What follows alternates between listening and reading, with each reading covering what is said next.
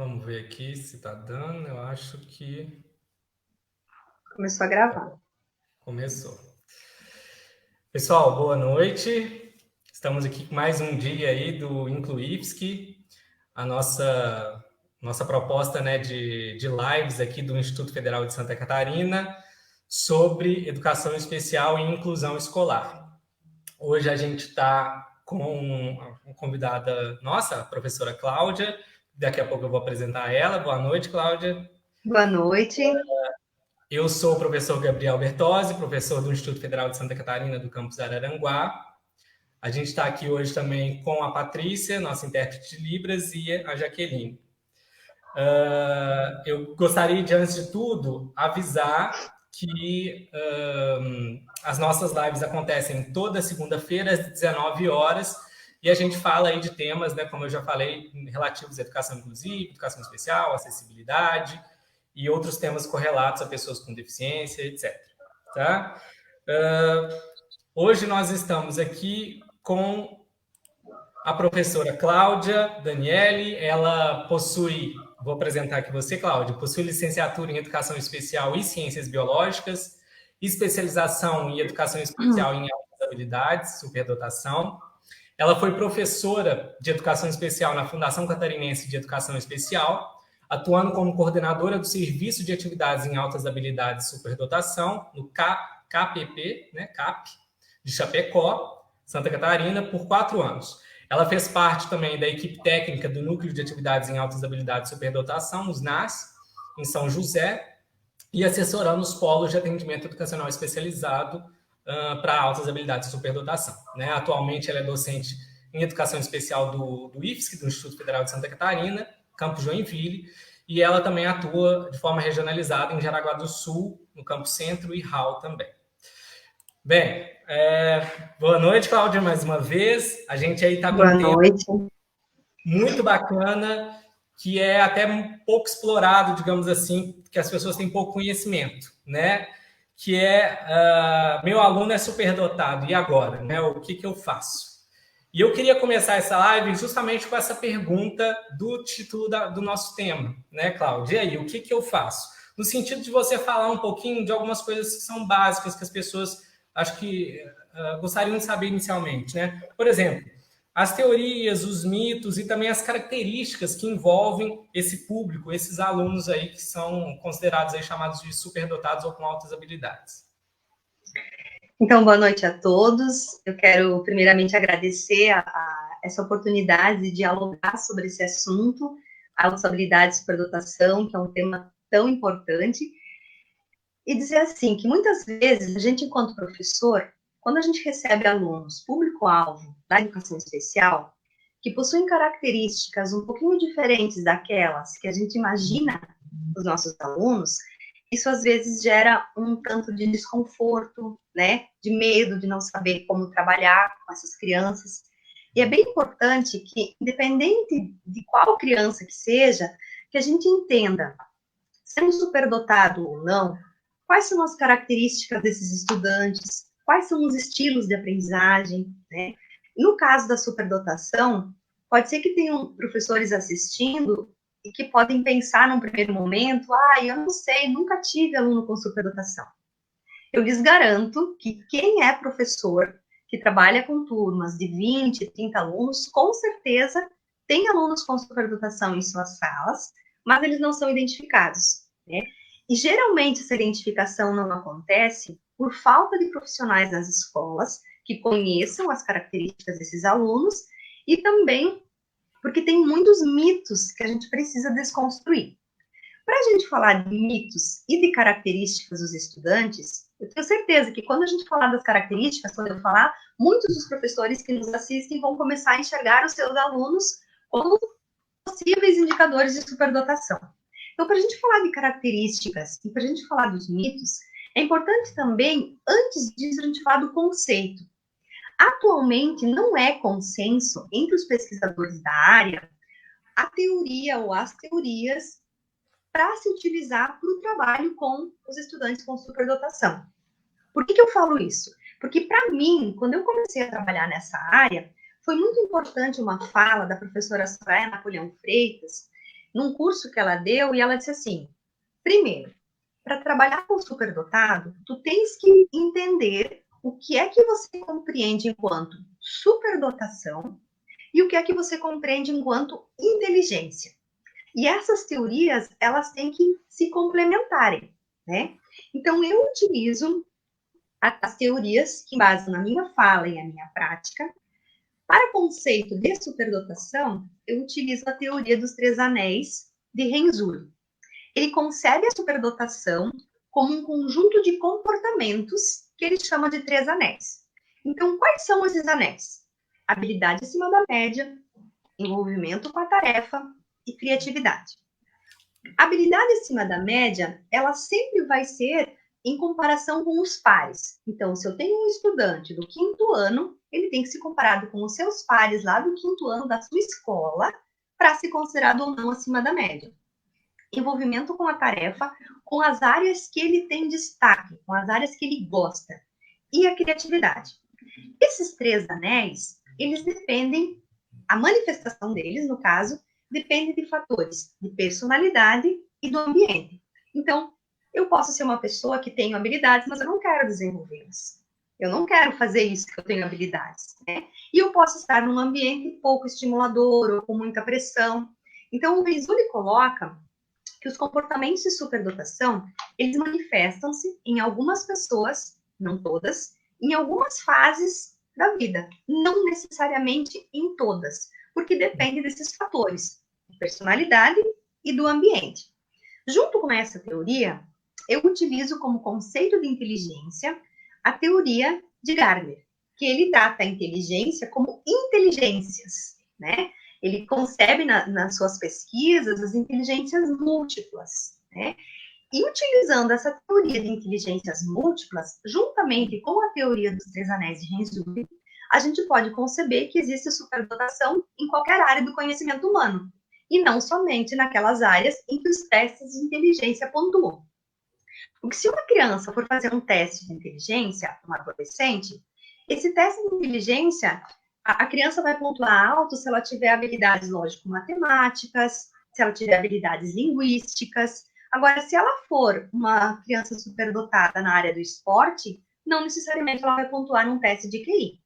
Então, essa teoria de Gardner, ela permite que a gente possa conceber uma criança superdotada no esporte, na música, na história, na geografia, e não somente nas áreas em que pontuam nos testes de inteligência. Gardner, ele também difere, né, a superdotação em dois tipos. A superdotação acadêmica e a superdotação criativo-produtiva. Quem é o acadêmico? É aquele facilmente identificável na sala de aula. Geralmente é aquele aluno que tira notas altas, é aquele nas áreas de interesse, né? É aquele aluno que se dedica nas disciplinas, né? Esse aluno geralmente tem o anel da habilidade acima da média maior, porque não necessariamente esses anéis eles estarão no mesmo tamanho. Então, quem é o acadêmico, ele vai ter um anel de habilidade acima da média muito visível. E o criativo produtivo, geralmente é aquela criança que cria, que explora, que inventa, né? Então, pode ser da área da música, do esporte, de robótica, né? São crianças que têm mais visível o anel da criatividade e do envolvimento com a tarefa, não tanto da habilidade acima da média. Então, quando a gente observa essas duas teorias, a gente quebra um pouco daquele mito que muitas vezes ainda prevalece na sala de aula, de que é mais inteligente aquele aluno que domina a matemática, ou aquele aluno que é excelente na língua portuguesa, né? E ainda, infelizmente, impera muito isso, até nos conselhos de classe, né? A criança pode ser o melhor jogador de futebol da escola, mas essa inteligência nem sempre é valorizada, e sim se ele domina as letras e os números, né? Então, esse é mais um mito.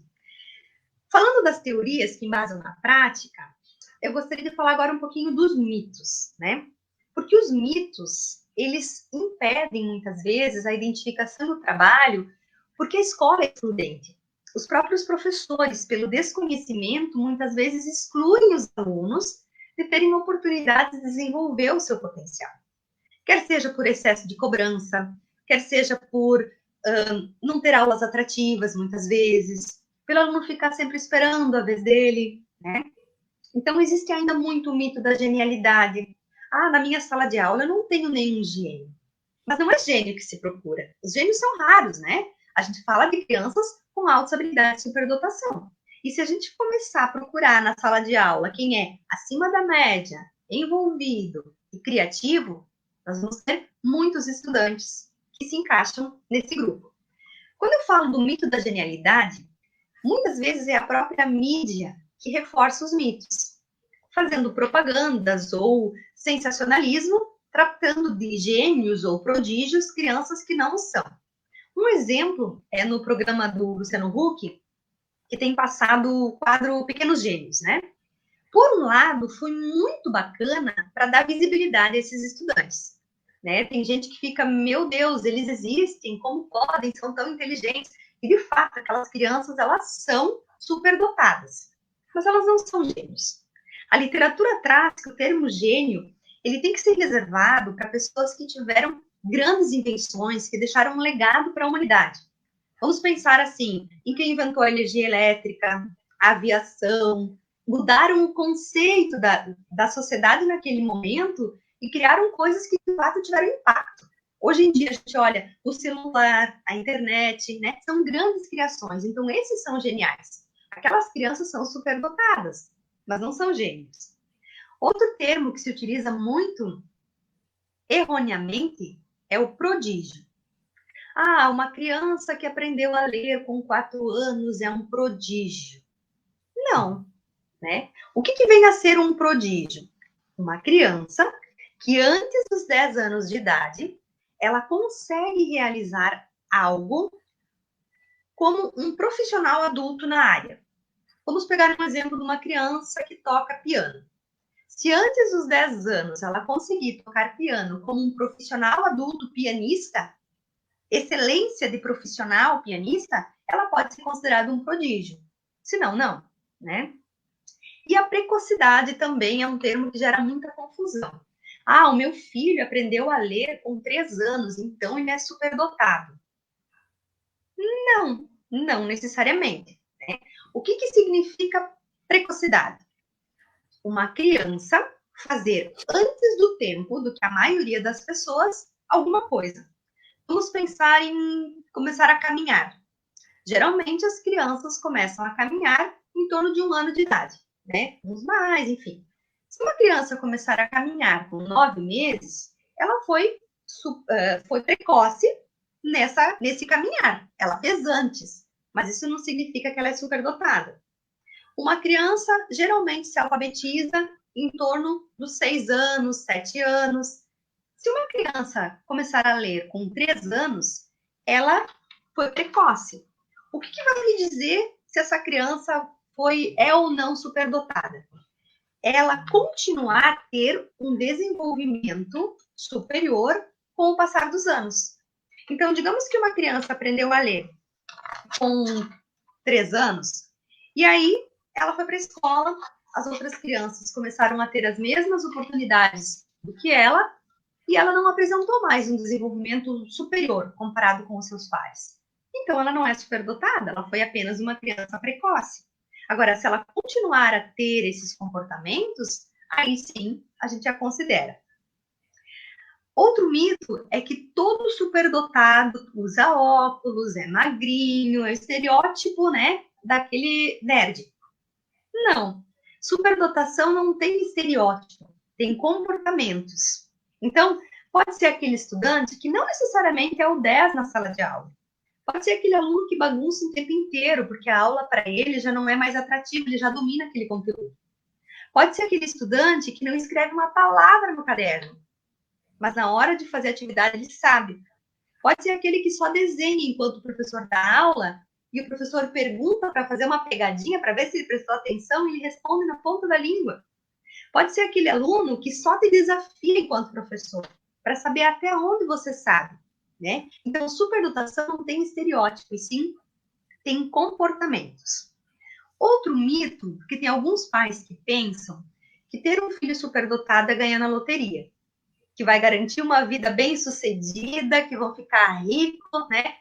Então, ser bem-sucedido depende de outros fatores, não apenas da criança ter uma habilidade ou não ter. Outra questão é a superdotação acadêmica, ela é mais importante do que a criativo-produtiva. Não deveria ser. Porque quando a gente utiliza as inteligências de Gardner, a gente não coloca como uma mais importante do que a outra.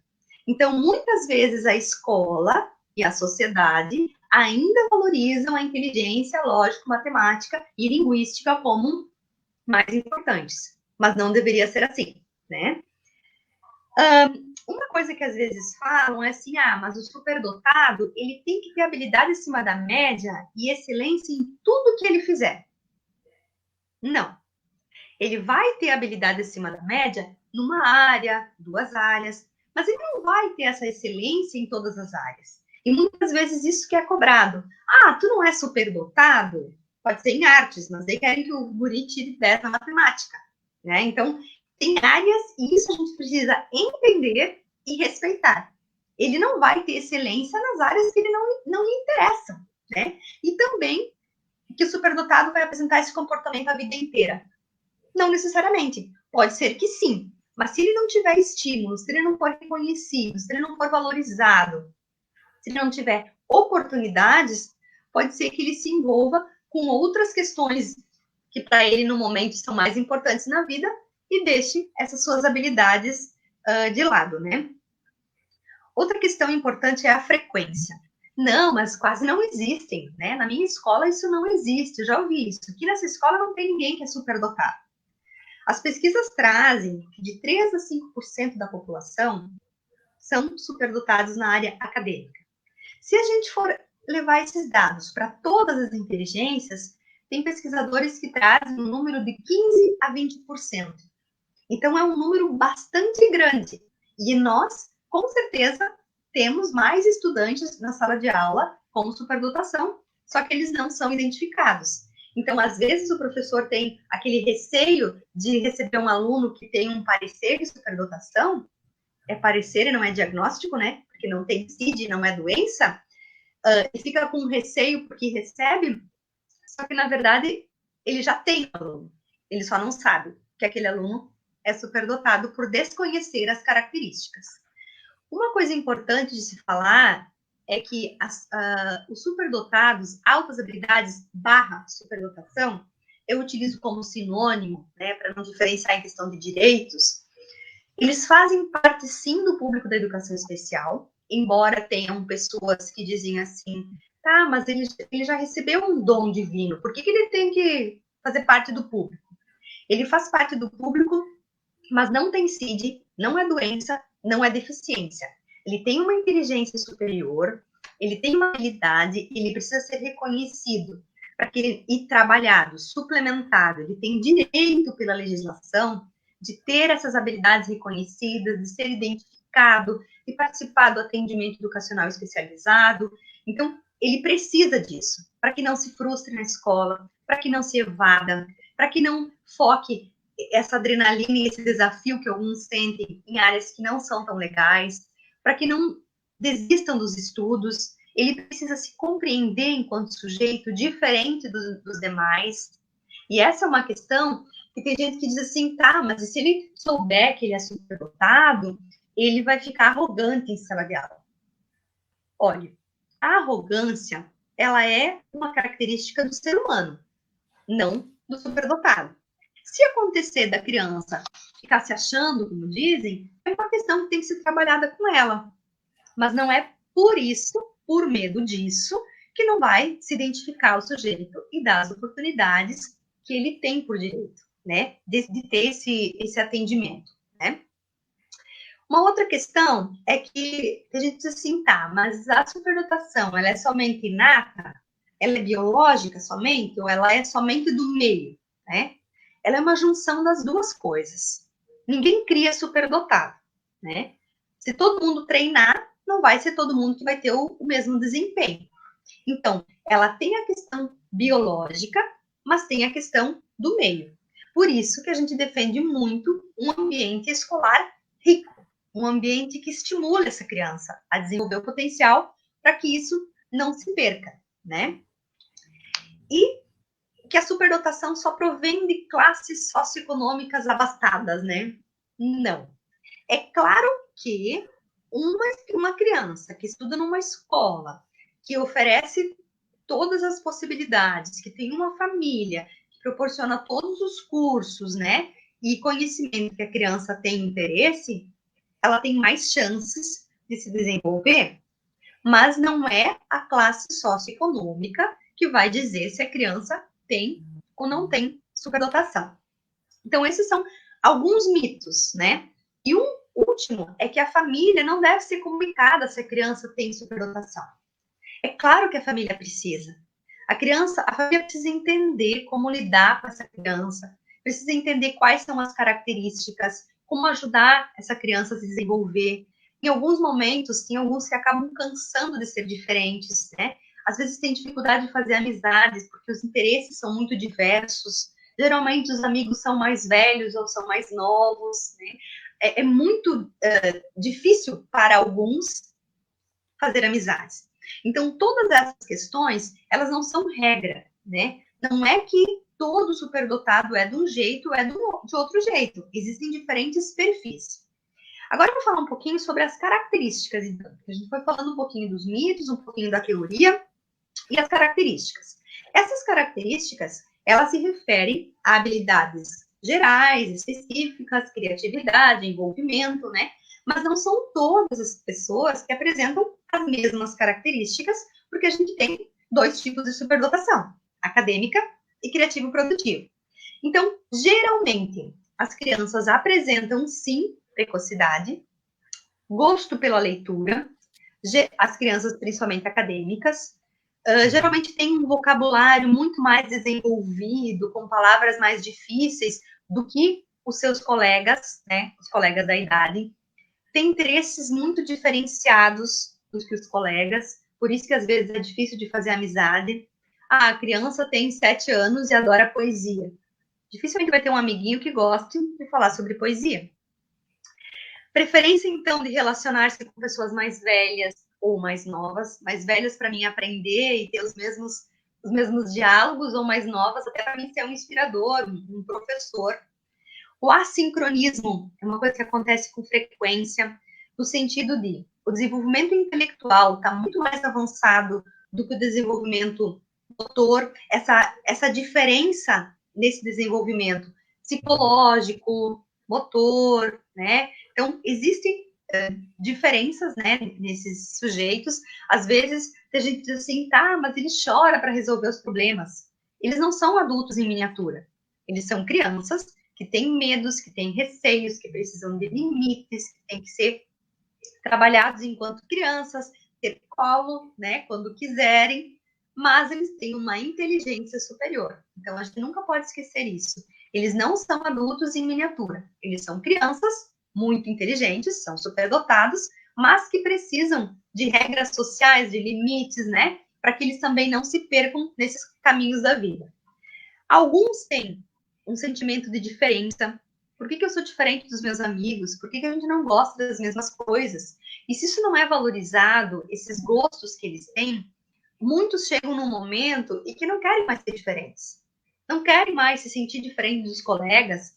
Às vezes até baixam o desempenho na escola porque cansaram de ser chamados de nerd, porque cansaram de ser diferentes, né? Então, por isso que a gente tem que valorizá-los para que eles também não se percam nesse cansaço de pertencer a um mundo que eu não compreendo muito bem. Como que uma colega não sabe se isso é tão fácil, né? A preferência, em alguns momentos, eles possuem de trabalhar sozinhos. Isso vem muito pelo perfeccionismo, porque eu acho que ninguém vai conseguir fazer tão bem quanto eu. É um alto índice de perfeição. Tem estudantes que eu já acompanhei que eram excelentes escritores, mas que não conseguiam terminar nenhum texto, porque o melhor texto deles nunca era bom o suficiente para o seu crivo, né? Então, o perfeccionismo é algo que está bem presente em vários. Senso de humor desenvolvido, às vezes perspicazes, às vezes encontram situações inusitadas para rir na sala de aula e nem todo mundo entende o que é que eles estão falando. Muito observadores, a maioria deles é muito observador, quer saber de tudo, quer perguntar tudo, né? E isso também tem que ser valorizado, porque muitas vezes eles ficam sempre naquela, o professor vai fazer uma pergunta, não, mas você não responde, agora deixa o outro, agora você fica quieto, agora tu esperas, né? E chega um momento que cansa, porque eu sempre tenho que esperar, sem esperar, então, por que eu vou ficar passando por isso na sala de aula? Né? Então, alguns cansam disso. Capacidade de observação muito elevada, memória muito destacada, principalmente em atividades que lhe interessam. Alguns são autodidatas e pesquisam muito sobre as áreas de interesse, e isso para alguns professores acaba sendo um problema, porque eles sabem muito do conteúdo, e aí, se o professor não domina aquilo, às vezes acaba sendo um momento um pouquinho complicado em sala de aula, né? Vamos pensar assim, eu vou pegar o meu exemplo. Antes de trabalhar com educação especial, eu era professora de biologia. Nós sabemos que na graduação, a graduação não nos torna especialista em todas as áreas. A gente tem um conhecimento sobre o currículo que a gente tem que trabalhar com os alunos.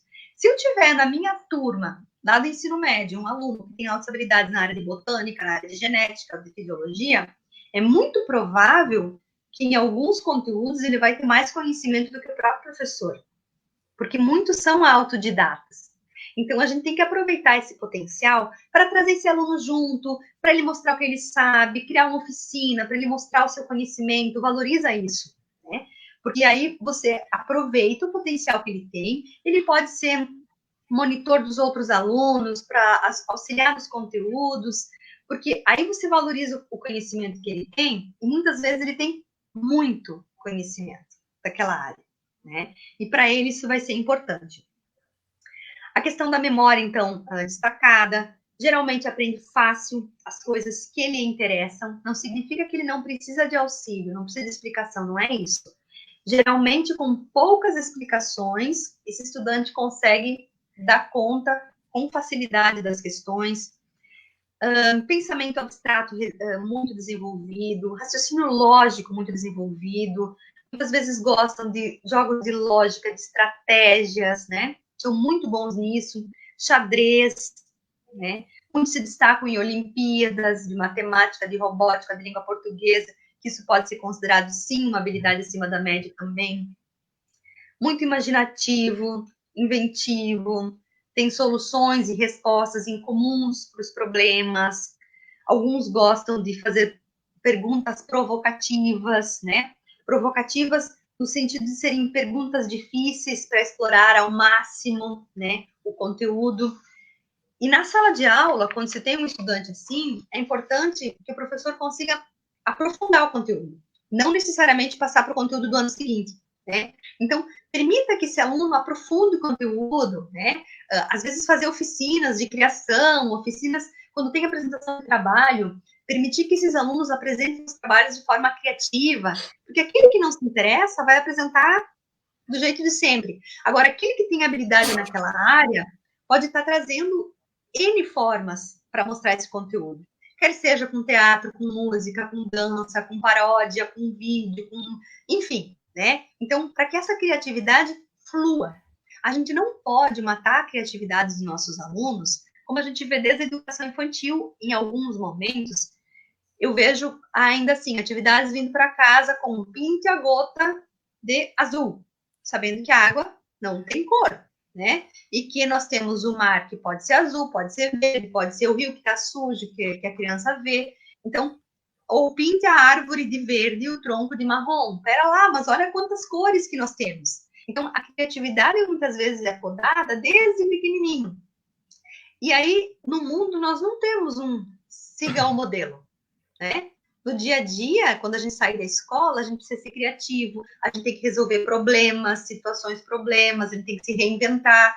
E isso a escola muitas vezes não permite, né? Seguindo um modelo, porque na vida não tem modelo para seguir. Então a gente precisa pensar nessas formas diferentes de ensinar e de aprender.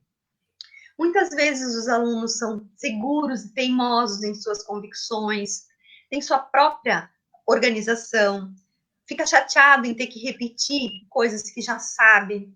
E aí é uma dica para as listas de exercício intermináveis, né? Que tem professores que adoram postar as listas de exercício. Eu ouvi de um professor já assim, olha, aquele aluno ele é 10, mas ele não vai ser 10 porque ele não fez a lista de exercícios. Então, assim, uma lista de exercícios intermináveis que eram todos sobre a mesma coisa. E para quem é superdotado, isso é uma coisa muito difícil. Por que eu preciso fazer 30 vezes um exercício de uma coisa que eu já sei, né? Então, a gente tem que pensar também um pouquinho assim, para que serve esse exercício? Para que serve ter as coisas escritas num caderno? Para aquele aluno que domina conteúdo, que sabe na ponta da língua o que você pede. Então, o que significa um caderno preenchido? O que significa uma lista de exercícios para aquele que já sabe? Eu não estou dizendo que tem pessoas que não precisam uma organização e tudo mais, né? Mas para a gente pensar um pouquinho nesses estilos diferentes de aprendizagem. Muitas vezes os alunos, ainda falando de características, né? Eles dedicam muito tempo e energia naquilo que eles gostam, naquilo que eles se destacam. E é diferente, por exemplo, de eu estudar muito e tirar 10 numa prova, e de eu estudar muito e ser superdotado e tirar 10 numa prova. Então, por exemplo, uma pessoa que tem dificuldade de aprendizagem, ela precisa estudar muito, ou que há uma inteligência comum, como a maioria. Estuda muito para tirar todos os seus 10. O superdotado não necessariamente precisa estudar muito para tirar 10, mas às vezes ele estuda muito porque ele é perfeccionista. Mas nós, enquanto professores, a gente consegue ver o aluno que tirou o 10 ou o 9 e tem facilidade, e o aluno que tirou a mesma nota com muito esforço. E esse que foi com muito esforço, com certeza não é superdotado. Ele tem que ter uma facilidade para ser considerado como tal. Muitas vezes também eles insistem em buscar soluções para os problemas que lhes são apresentados, são persistentes, treinam por conta própria para aprimorar sua técnica. Então, como eu disse no início, esses fatores, eles podem ser considerados, sim, características de alunos com superdotação, mas não necessariamente todas as características a gente vai encontrar em todos. E também tem agora algumas características que são indicadores de liderança. A liderança não é considerado nenhum dos 3 anéis, mas é muito comum encontrar nesses alunos esses indicadores de liderança, que são elevada persuasão, capacidade de argumentação e convencimento, autossuficiência, geralmente são aqueles que organizam o grupo na sala de aula. E a gente pode, sim, ter alunos líderes com altas habilidades nessa área. E é muito difícil para um professor ter um aluno líder em sala de aula se esse professor não pegar o aluno para si. Eu lembro de um estudante de terceiro ano, dos anos iniciais, líder nato, e que ele causava problemas na escola, porque a professora não conseguia conquistá-lo e ele tinha um relacionamento um tanto quanto conturbado. Mas em alguns momentos ele dizia assim, a professora dizia, gente, agora nós vamos fazer essa atividade. Ele dizia, turma, vamos no parquinho? E todo mundo seguia ele, né? Então, assim, líder nato. Criança, sem maturidade, né? A gente precisa trazê-los para nós, né? Utilizar essa liderança a nosso favor enquanto professores, porque nem sempre eles têm maturidade para conseguir resolver as questões e às vezes tornam a aula bastante tumultuada também. Então, ser superdotado, o que eu faço, né? Eu tenho um aluno agora, conhecer características, conhecer quais são os mitos e fazer uma opção teórica que vai dar um embasamento para a prática. Eu acredito que nisso a gente responde essa pergunta. Nisso tudo, né? Isso tudo. É bem bacana, né? Você falou aí, né, de várias coisas, como os estilos diferentes de aprendizagem, né? Esses olhares aí que os próprios professores, né, precisam ter em relação aos alunos e de que é um público que é muito maior em número do que a gente imagina, né? Assim, principalmente quem não conhece as teorias, enfim, eu acho que esse tema é bem bacana. Eu estou vendo aqui uma série de comentários agradecendo aí o tema, falando da importância de tocar sobre isso. E aí, só para esclarecer o pessoal, eu vou, se tiverem dúvidas, sugestões, indicações, enfim, até críticas, vocês podem postar nos comentários, tá, pessoal? Para quem está nos assistindo, que a gente aí vai ter um tempinho no final para tentar responder, né, o que a gente conseguir. Mas, de qualquer forma, a gente também vai deixar no final o contato da professora Cláudia e esse vídeo ele fica também disponível tanto no Facebook como também no YouTube. Seguindo, Cláudia, você falou aí das teorias, dos mitos, das características. Eu queria seguir aí para um novo bloco aí de questões sobre o seguinte. Eu queria que você falasse um pouquinho sobre quais são as estratégias de identificação, de avaliação e de atendimento desses alunos com altas habilidades. Bom, gente, quando a gente fala em avaliar, a pergunta é avaliar e identificar para quê? Para atender. A gente fazer a avaliação do aluno simplesmente para saber, ou para rotular, para dizer se ele tem ou se ele não tem superdotação, não adianta de nada, né? Então, quem faz essa avaliação? Preferencialmente, essa avaliação, ela deveria fazer parte do AEE, que é o Atendimento Educacional Especializado, né? Teria que fazer parte desse atendimento, que é realizado por pedagogo ou por profissional da educação especial. Psicólogos também fazem essa avaliação. Porém, tanto psicólogos quanto professores precisam ter conhecimento na área. Diferente das outras áreas, que quando o estudante chega para o AEE, ele já tem um CID, ele já tem uma deficiência ou um transtorno, para altas habilidades, é importante que a escola, que vai realizar esse atendimento, faça a busca ativa, né? Faça a triagem desses estudantes em sala de aula, mas por onde que se começa, né?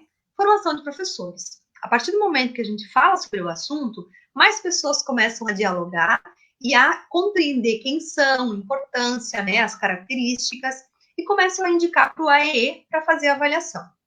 Essa confirmação dos indicadores, pesquisadoras trazem que demora em torno de 4 meses a 1 ano de atendimento no AEE. Vai depender das estratégias também e das habilidades que a criança apresenta. Então, quem que pode indicar um aluno para uma avaliação no AEE? Qualquer pessoa. Pode ser o professor lá da sala de aula, que vai olhar na sua turma de 5º ano e perceber indicadores de superdotação. Pode ser o pai, que percebe que seu filho tem habilidades e quer encaminhar para o AEE por uma avaliação. Pode ser o colega, que percebe que seu colega é muito inteligente numa área.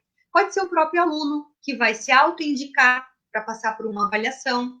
Pode ser o professor, que utiliza instrumentos de triagem para fazer isso. Então, hoje, tem várias formas de trabalhar a indicação. Uma coisa que é bem importante registrar é que quando um estudante vai para o AEE para fazer a avaliação, mesmo que os indicadores ainda não se confirmaram, ele tem que ser registrado no censo, porque ele está indo no AEE e essa identificação faz parte.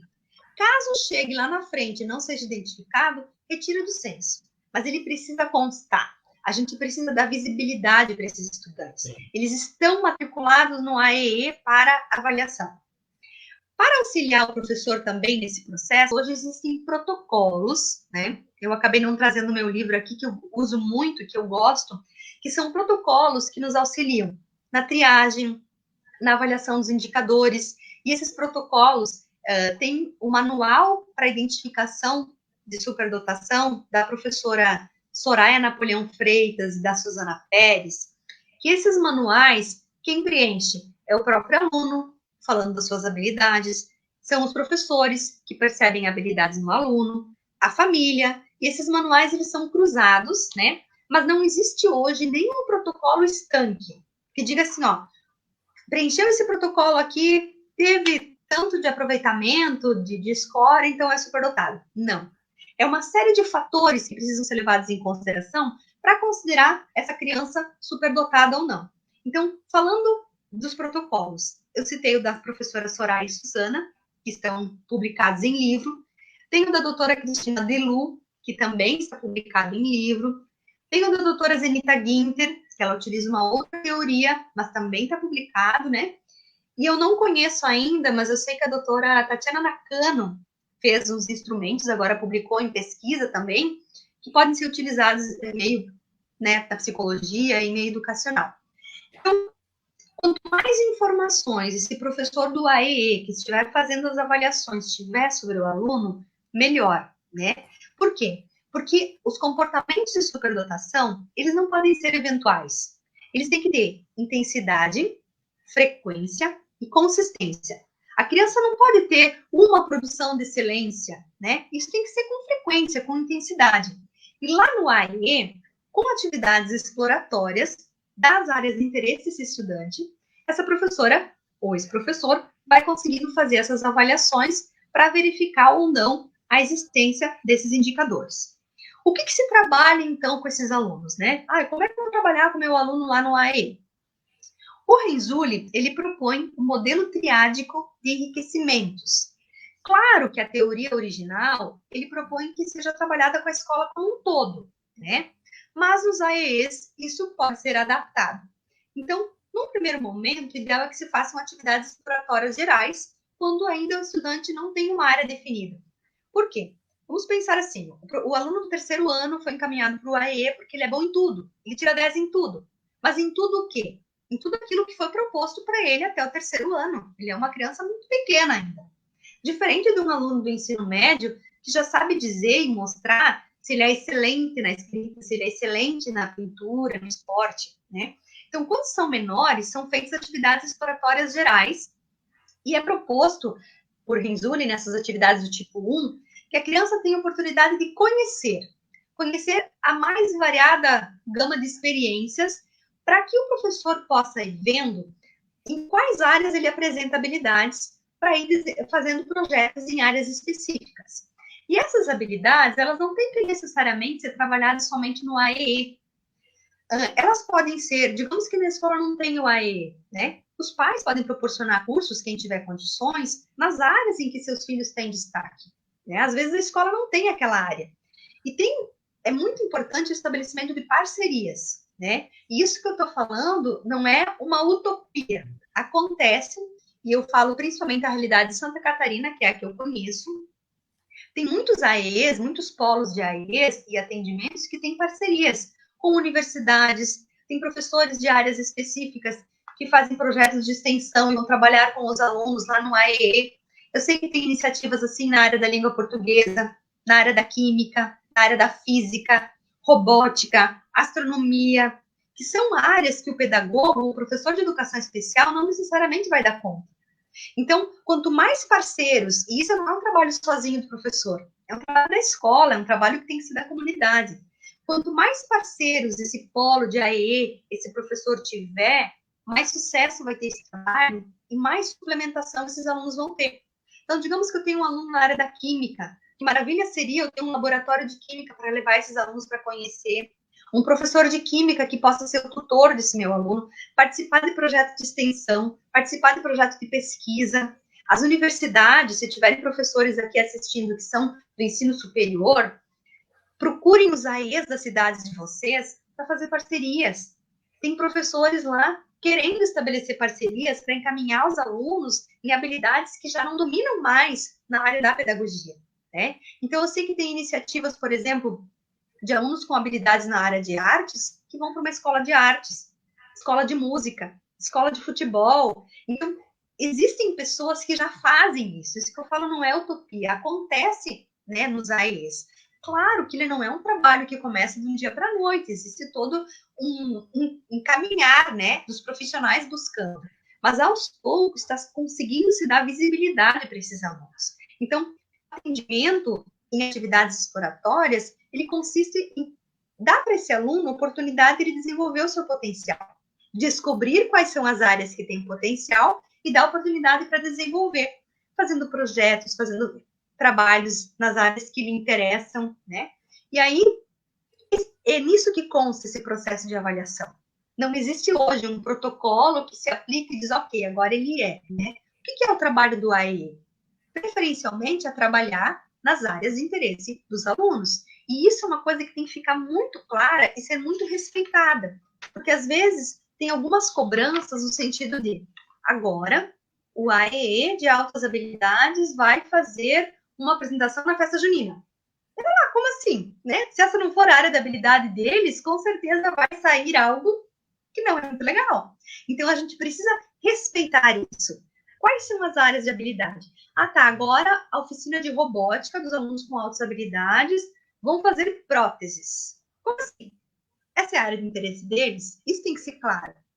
esse é o interesse, fazer próteses, ou eu quero fazer robô, eu quero fazer outra coisa.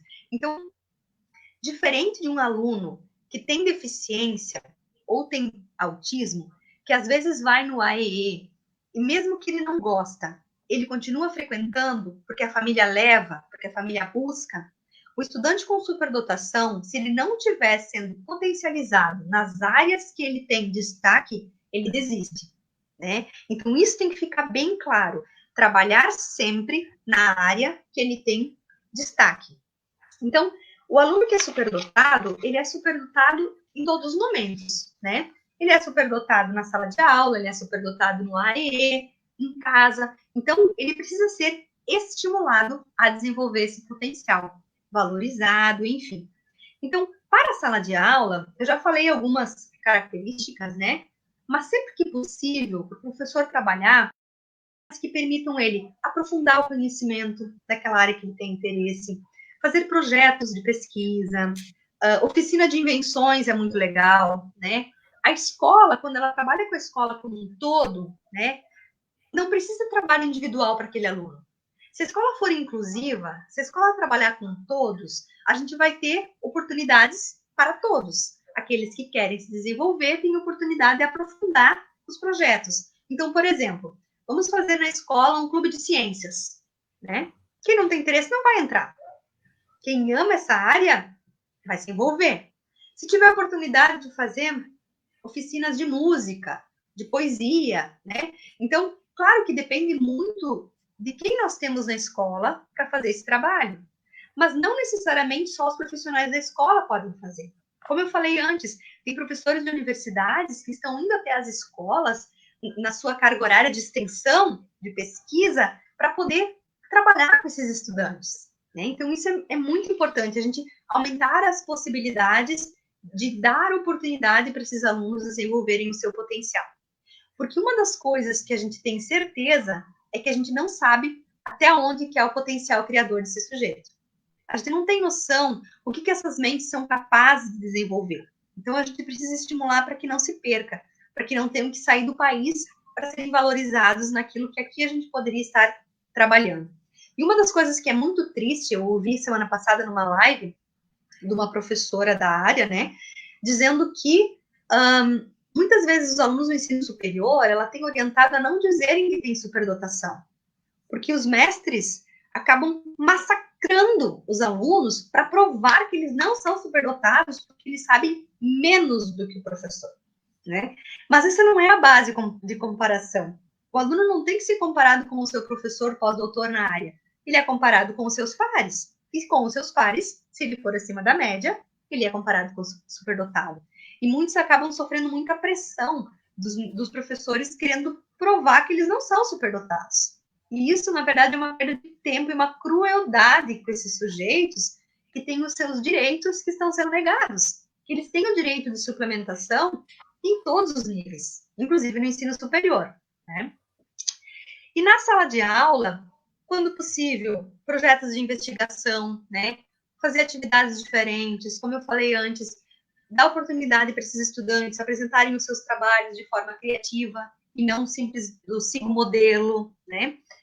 As parcerias, áreas de interesse, a questão da família estar presente é muito importante, dessa valorização. Sempre que possível, trazer para a escola especialistas para falar sobre os assuntos que os alunos têm interesse, né? Então, tudo isso é uma forma de a gente incentivar. Uma coisa que é bastante polêmico é a questão da aceleração. Para alguns estudantes, a aceleração de estudos, né, passar de um ano para o outro, é muito válido, é muito importante e benéfico. Mas a gente não pode só pensar que eu vou passar um problema para frente. Ah, ele é superdotado na minha sala, ele sabe tudo aqui, eu quero passar ele para o ano seguinte. Isso não necessariamente vai resolver o problema, né? Porque a escola tem que estar preparada. O aluno tem que querer ser avançado. Porque muitas vezes eles têm amizades e é mais importante ficar com os amigos, porque é difícil fazer amigos, né? Então, tudo tem que ser levado em consideração, além do conhecimento da criança. Às vezes, o que causa polêmica nas escolas é porque a LDB, ela prevê a aceleração para os superdotados. Então, os pais chegam na escola com um teste psicológico com QI superior, dizendo que ele tem que ser acelerado. E não é assim que funciona.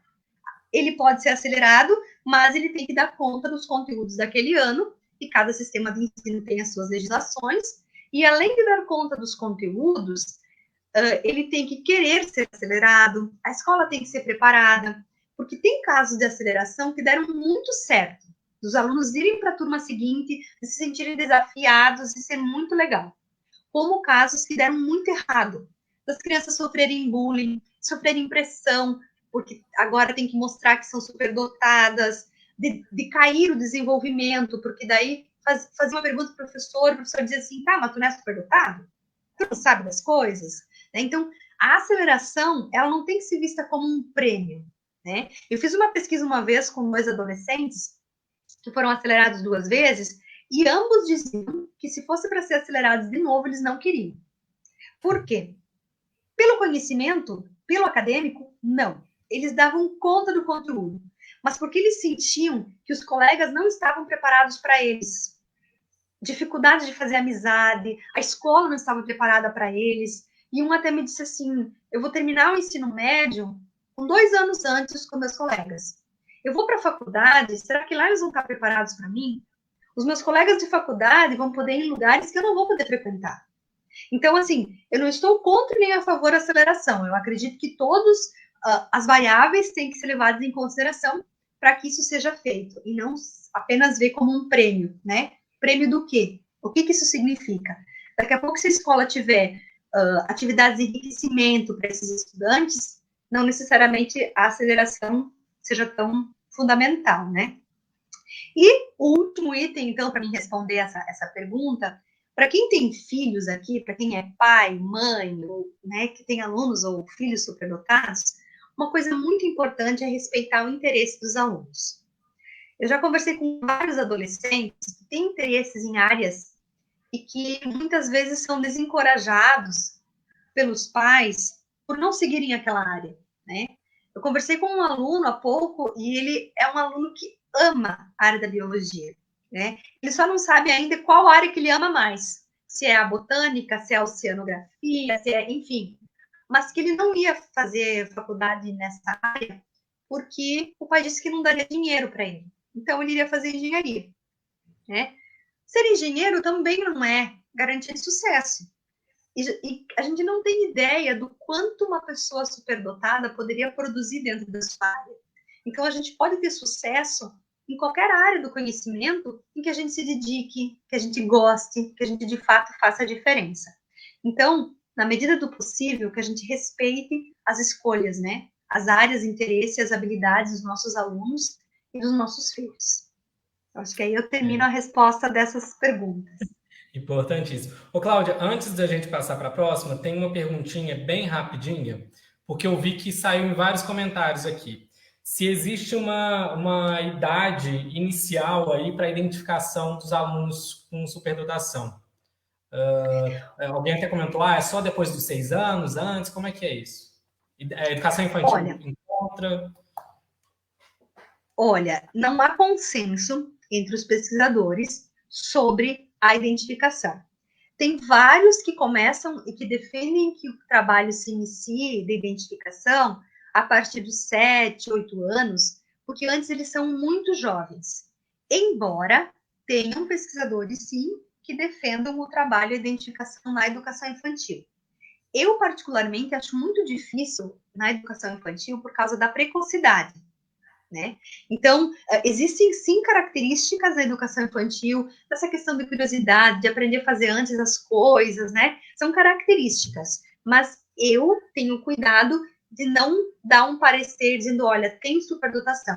Apresenta sim alguns indicadores que se confirmam mais tarde, porque para mim é muito difícil diferenciar o que é precocidade e o que não é. Claro que tem coisas que são gritantes, né? Às vezes tem criança com 4, 5 anos falando várias línguas, né? Lendo e escrevendo. Então, tem algumas crianças que é muito claro e tem outras que nem tanto. Eu prefiro esperar um pouquinho mais para dar esse parecer. Até porque a maioria das crianças, quando ainda é muito pequena, ela não tem uma área de interesse definida. porque o conhecimento de mundo dela é muito pequeno, né? Então, tem crianças, por exemplo, lá do primeiro ano, do segundo ano, que estão no AE e que não se sabe dizer qual que é a área, porque tem tão pouco conhecimento ainda. Então, uma das coisas que a gente fazia quando eu trabalhava, né, num serviço de superdotação, que enquanto os professores tivessem dúvida sobre a existência ou não dos indicadores, que eles permanecessem no AE, porque é melhor a gente pecar pelo excesso do que pela falta.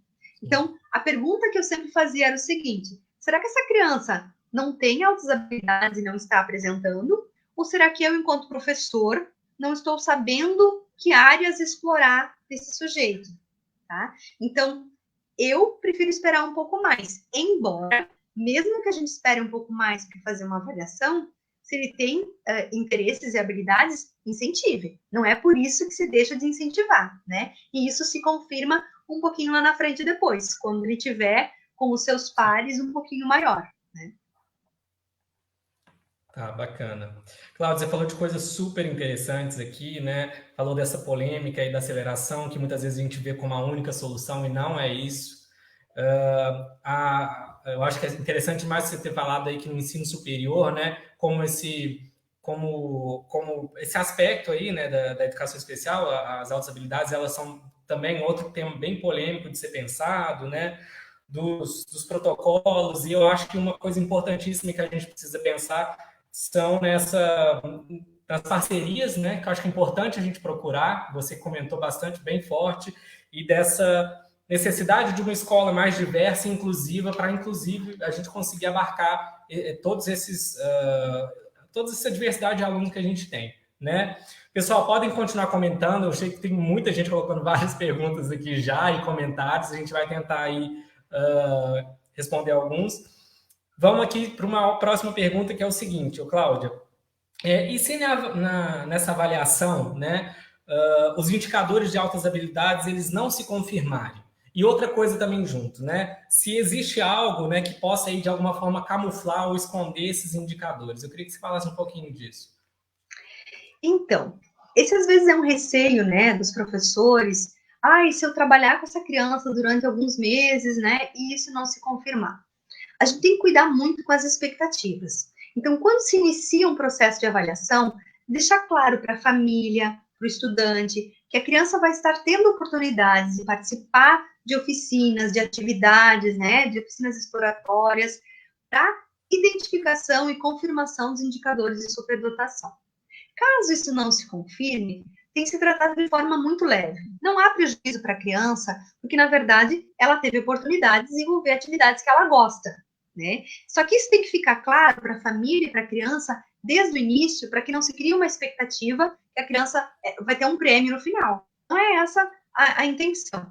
O que eu costumo utilizar de fala com os pais é o seguinte: olha, a gente desenvolveu atividades, o seu filho é muito inteligente, ele tem inteligência como a maioria das pessoas, ele precisa continuar sendo estimulado nas áreas que ele tem interesse, mas ele não é público da educação especial, né? Então, isso não tem que ser um peso, isso não tem que ser um fardo, ele não precisa de serviços da educação especial, né? Nesse sentido, eu acredito que ele não vai ter prejuízo nenhum, só que tem que se cuidar muito com as expectativas que se criam, tanto na família quanto no estudante. E sobre os fatores que podem camuflar, né, a existência dos indicadores de superdotação, tem os fatores individuais, né? Eu posso ter uma baixa autoestima, eu posso me recusar a desenvolver o meu potencial. Tem os fatores sociais, familiares, educacionais. Então, tudo vai depender também do ambiente em que eu estiver inserido, né? Então, isso é bem importante, assim, os fatores do ambiente. Tem pessoas que deixam de desenvolver suas habilidades porque naquele momento precisam trabalhar em outra coisa, né? Então, isso tudo tem que ser levado em consideração. Eu preciso falar só mais uma coisa bem importante, que não tem a ver com essas perguntas, mas é sobre, não sei se surgiu nas perguntas aí, sobre os testes de QI, né? Que são os testes de inteligência, eu esqueci de falar antes. Às vezes, os testes de inteligência, para alguns autores, eles são utilizados como os determinantes para dizer se a criança é superdotada ou não. Eu falei antes já que, nessa teoria de Hinsula e de Gardner, não é isso que determina. Então, um QI superior, utilizando essas duas essas duas teorias, é visto como um potencial que a criança tem. Então, uma criança com QI muito superior, ela tem um grande potencial em alguma área. Porém, utilizando a teoria de Renzulli, além de ter esse grande potencial, ela tem que demonstrar isso em alguma área. Habilidade acima da média, e movimento e criatividade. Então, já aconteceu vários casos que eu acompanhei de crianças com QI superior que se recusavam a fazer qualquer coisa, né? Então, que não demonstravam essa habilidade em nada. Então, segundo essa teoria que eu utilizo, ele não pode ser considerado como uma criança com superdotação se ele não tiver a apresentação desses 3 anéis. Só para fechar, que eu me esqueci de falar isso antes. Não, tá tranquilo. Mas isso é importante, né? Então quer dizer que não significa, né? Pelo menos nessa teoria, que tendo só o QI, né? Um teste ali de QI elevado, que vai ser, então, né? Tendo um parecer ali de altas habilidades. Uma outra pergunta aqui que também já veio se repetindo aqui nos comentários é o seguinte: onde procurar atendimento, né? Eu vi até que teve gente aqui que deu algumas respostas, e aí eu queria só deixar claro aqui para o pessoal, né? Que a gente, evidentemente, a gente está falando aqui do Instituto Federal, né? Tanto eu como Cláudia somos professores de lá, de Santa Catarina, mas que também existem pessoas aqui assistindo a gente que estão em outros estados, né, Cláudia? Eu queria que você falasse um pouquinho onde encontrar a gente achar o atendimento aqui.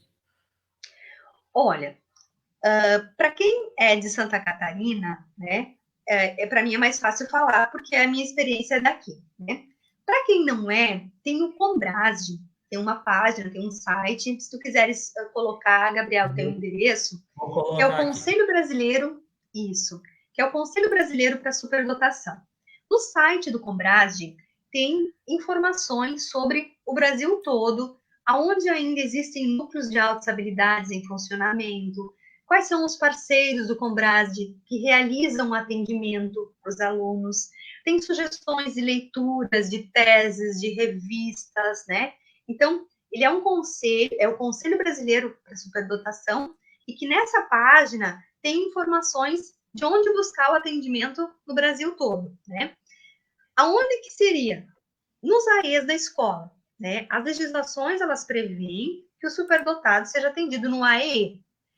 Eu, pela experiência que a gente tem em Santa Catarina, que eu acredito que é o único estado que trabalha dessa forma, acredito que seja melhor para o aluno se for um AEE específico para superdotação. Então, qual que é a realidade hoje de Santa Catarina? Em Santa Catarina, nós temos a Fundação Catarinense de Educação Especial, que, juntamente com a Secretaria de Educação, coordena uma política de educação especial do Estado. Na Fundação Catarinense, tem 10 centros de atendimento, e um dos centros de atendimento é o NAS, que é o Núcleo de Atividades em Altas Habilidades e Superdotação. O NAS, ele situa-se em São José, em Santa Catarina, e ele tem oficinas em áreas específicas.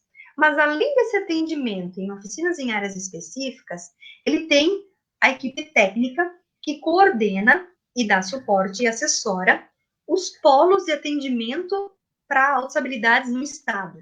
Então, lá para 2014, 2015, com mais ênfase em 2016, começou-se um intenso projeto de expansão desse atendimento para o estado de Santa Catarina, com polos que são salas de atendimento exclusivo para alunos com superdotação. Na região oeste do estado, também tem o CAP, que ele realiza atividades em oficinas em áreas específicas e também, naquela região, faz um trabalho de excelência nessa área. E tem as escolas do estado que têm os polos dos AEs. Então, hoje são mais de 20 cidades que têm esses polos, né? Como é que funciona as diretrizes? As diretrizes do NAS, elas têm as diretrizes para um trabalho onde é contratado um professor que atende os alunos e um assessor que tem essa função de busca de parcerias, de fazer formação de professores, né, de auxiliar. Então, quem tiver dúvida se na cidade onde mora tem o atendimento, tem aí na tela, né, o endereço, né, da fundação e tem o e-mail do NAS também. Né? As meninas do NAS, elas fazem um trabalho excelente de orientação. Né? Eu tenho dúvida, eu quero saber se na minha cidade tem atendimento. ou eu trabalho numa escola, a gente gostaria de implantar esse atendimento, como é que a gente faz? Os núcleos de altas habilidades, o núcleo, no caso, a implantação é na rede estadual, porém, a orientação, a equipe toda do NAS faz também para a rede particular, para a rede municipal, enfim, informações, né? A equipe técnica tem toda. Então, o trabalho em Santa Catarina, comparado com o Brasil, no meu ver, é um trabalho de excelência, porque é uma preocupação do NAS que foi abraçado pela Fundação Catarinense, juntamente com a Secretaria de Educação do Estado, que tem apoiado esse trabalho de forma brilhante. Então, comparado com os demais estados, esse trabalho está sendo maravilhoso. Claro que tem AEs que já conseguem fazer um trabalho de excelência, e tem AEs que ainda estão começando, né? Mas é bem importante esse trabalho de expansão para que esse atendimento não fique reservado só num lugar, né? Então, a realidade de Santa Catarina é essa, e para quem quiser entrar em contato, enfim, tem as meninas, as responsáveis, né, que fazem esse atendimento. Certo. A Cláudia deixou aí, gente, alguns links, né, que vocês devem estar vendo aí agora, da Secretaria de Educação, né, fala aqui, ó, onde buscar informações, então, né, Secretaria de Educação, o atendimento educacional especializado da escola, a gente tem aí o site do Conselho Brasileiro para Superdotação, e aí, para quem é de Santa Catarina, né, os núcleos de atividades em altas habilidades de superdotação, também tem o link aí da página, e o e-mail deles, tá? Acho que é bem bacana.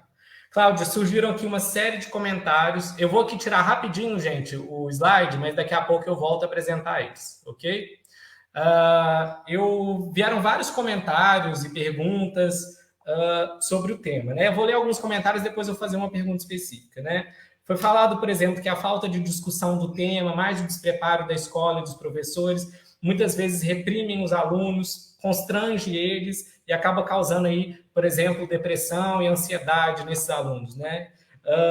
Foi falado também que muitos sofrem de muitos estereótipos, né, sobre esses alunos, né, de quem seriam os alunos com superdotação, né, que aí você até disse, né, que os alunos superdotados eles não precisam ser excelentes em todas as áreas do conhecimento, não é como muita gente acha. Foi falado aqui nos comentários também que há falta de protocolos e políticas públicas no Brasil para a área, né, talvez uma coisa centralizada.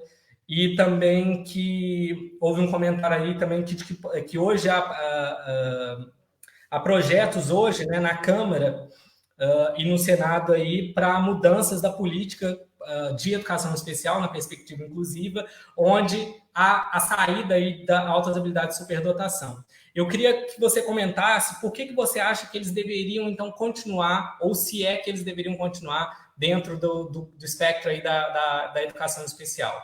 Comentário rápido mesmo. Olha, eles são público da educação especial porque eles têm uma inteligência superior, né? Quando eles não são valorizados, quando não se trabalha com esses alunos, muitas vezes eles são frustrados, eles querem desistir da escola. Nós temos estudantes que não terminam o ensino médio porque eles sabem mais do que os professores, né? Tem estudantes que acabam entrando em depressão. Eles precisam se compreender nessa diferença de que eu sou diferente, mas eu não sou melhor e nem pior. É importante que eles consigam se encontrar com seus pares também. É muito rico quando a gente consegue ver várias crianças com superdotação no mesmo espaço. A gente fazia isso com os alunos para que eles não se encontrassem apenas com alunos da mesma oficina, mas que eles pudessem encontrar-se com várias crianças e perceber enquanto parte dessa escola, né? Para que eles tenham essas habilidades que são valorizadas por aquele espaço. Nós temos muitas pessoas que não foram valorizadas pela escola, vamos pegar o Einstein, por exemplo, né? Não foram valorizados pelas suas habilidades e depois tiveram grandes feitos.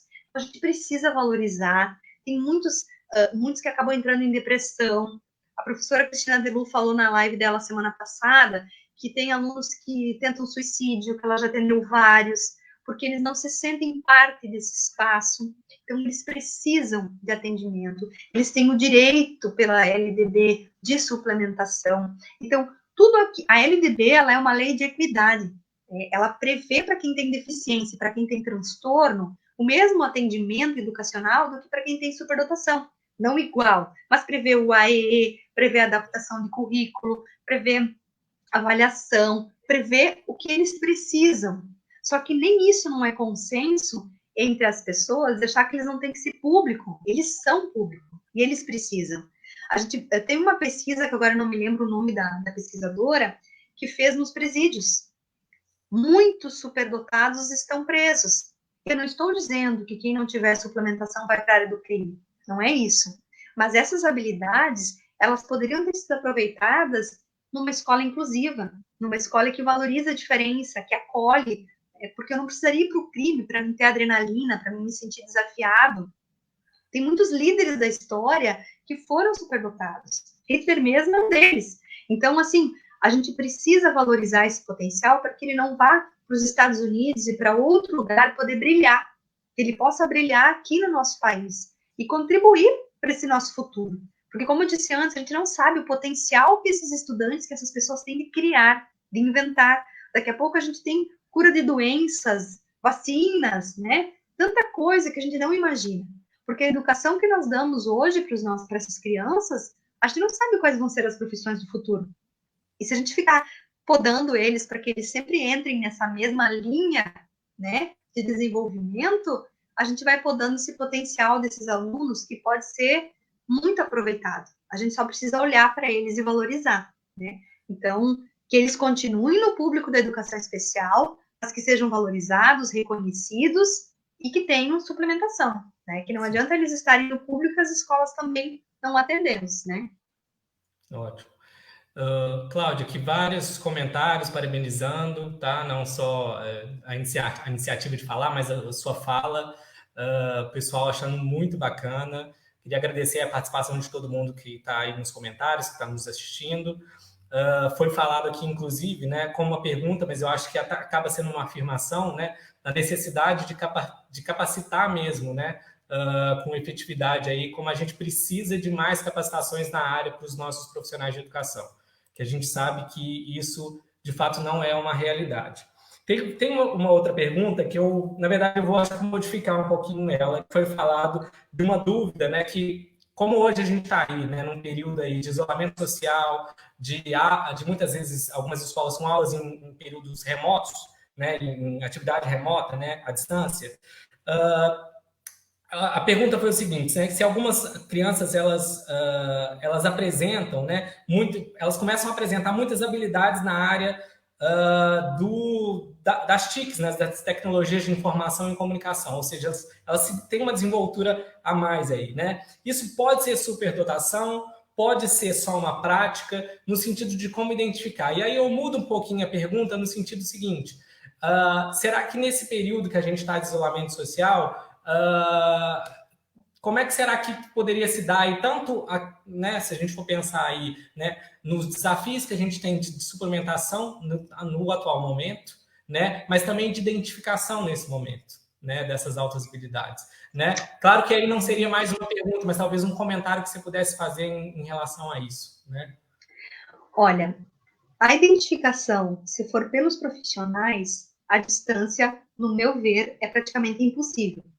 Porque, como eu falei bastante hoje, existem comportamentos de superdotação. E esses comportamentos a gente vai visualizando conforme eles vão acontecendo. Então, a avaliação assim à distância, eu não consigo entender que funciona, né? Sobre a questão das tecnologias, né, do uso do computador, da informática, o que é importante? Que se tem um profissional da área que domine as tecnologias, né? Eu, por exemplo, não seria uma pessoa indicada para fazer a avaliação de tecnologias, porque quem não veio com a tecnologia, muito do que os estudantes fazem, para mim, seria, nossa, que habilidade. O que a gente precisa observar? Os adolescentes de hoje, eles nasceram com a tecnologia. Eles não tiveram aquele medo de mexer por estragar, eles não tiveram que aprender num curso de informática como é que mexe no computador. Então, eles já nasceram com a tecnologia. Tem muitos estudantes que adoram, por exemplo, videogame, que aquilo é um passatempo. Então, para mim, essa área para ser avaliado como uma habilidade acima da média, a gente precisa do auxílio de um profissional da área. Assim como para avaliar um desenho de artes, eu preciso de um profissional de artes para olhar e dizer se aquele desenho lindo é um desenho criativo, se é acima da média para aquela idade. Então, se a gente for pegar, por exemplo, adolescentes, né? A maioria dos adolescentes domina muito o computador, domina muito os jogos, né? Então, a gente precisa ver quem é da área para entender se aquele domínio ela é uma habilidade normal dos adolescentes dessa idade, ou se de fato aquilo que ele faz no computador pode ser considerado acima da média, comparado com os seus pares adolescentes da mesma idade, enfim. Então, para o professor conseguir avaliar, e isso não é só para a área da tecnologia, é bem importante que tenha o auxílio, sim, e o olhar da área que aquele estudante tem interesse, para dizer se aquilo que ele faz, para mim que sou professora de educação especial, dependendo do que o estudante faz na área da tecnologia, que eu não domino, eu vou dizer que aquilo é o máximo.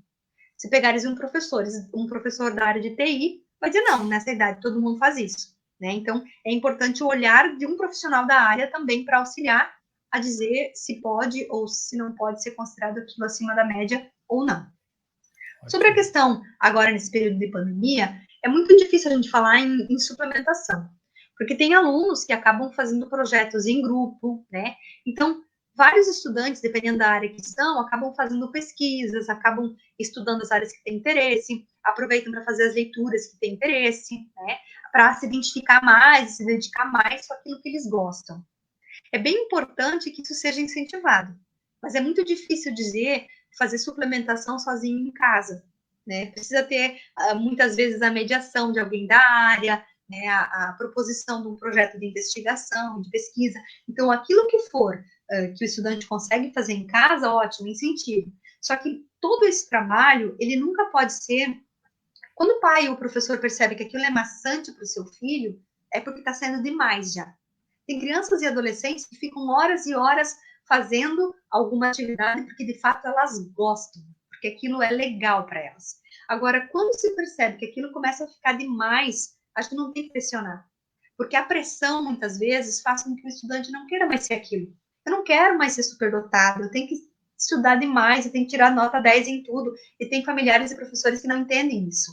Ah, você é superdotado? Então, o teu desempenho. Mas o cara tem. Ele pode dizer, eu não quero mais, chega de pressão, eu quero ser que nem todo mundo. Então, a gente tem que tomar esse cuidado também para não ter excesso de pressão para um desenvolvimento de excelência. Tá ótimo. Não sei se eu respondi todas, Gabriel. Não, tá excelente. A gente até já está passando aqui bastante do tempo, né, nessa live. Eu queria agradecer mais uma vez. Eu vou deixar aqui, gente, disponível novamente a tela, tá? Que a Cláudia aí disponibilizou. Eu acredito que seja essa. Deixa eu ver se é isso mesmo. Isso, deixa eu colocar uma outra aqui que está maior, que eu acho que vai facilitar um pouco. Peraí, só um minutinho. Acho que é esse aqui, ó. Muito bem. Aqui é como eu já falei com vocês, né? Estão aí alguns lugares para vocês buscarem informações, tá? Gostaria de agradecer aí a participação de todos, agradecer também as nossas intérpretes de Libras, Jaqueline e Patrícia, muito obrigado para o nosso público surdo. Agradecer em especial a professora Cláudia, que também deixou aqui disponível, pessoal, o seu contato, tá? Para caso alguém tenha alguma outra pergunta, ou caso a gente não tenha conseguido responder, tá bom? E eu gostaria de avisar também que a gente continua, então, toda segunda-feira, às 19 horas. A nossa próxima live ela vai ser sobre educação bilíngue para surdos, e vai ser um pouco diferente, porque a gente vai tentar fazer uma live toda em língua brasileira de sinais, tá? Com um professor surdo, enfim. Muito obrigado, Cláudia, e deixa aí aberto. Bom, Gabriel, eu que agradeço, então, agradeço pela oportunidade de falar sobre essa temática. De fato, a gente precisa de momentos, né, e isso em todos os níveis de educação, para dialogar sobre a educação especial inclusiva, não somente sobre a habilidade sobre a educação. Eu espero ter contribuído. Deixo meu e-mail para quem quiser mandar perguntas que acaso não tenham sido respondidas. E mais uma vez parabenizo a iniciativa do Campus Araranguá, né, do Núcleo de Acessibilidade Educacional, por estar promovendo essas falas, essas lives de assuntos tão relevantes para a educação. Então, professores, aproveitem, que são temáticas que são bem importantes e dizem respeito aos alunos que nós temos no nosso dia a dia, né? Então, mais uma vez, muito obrigada pela oportunidade de fala.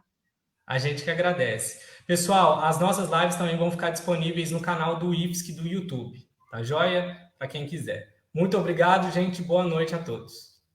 Boa noite.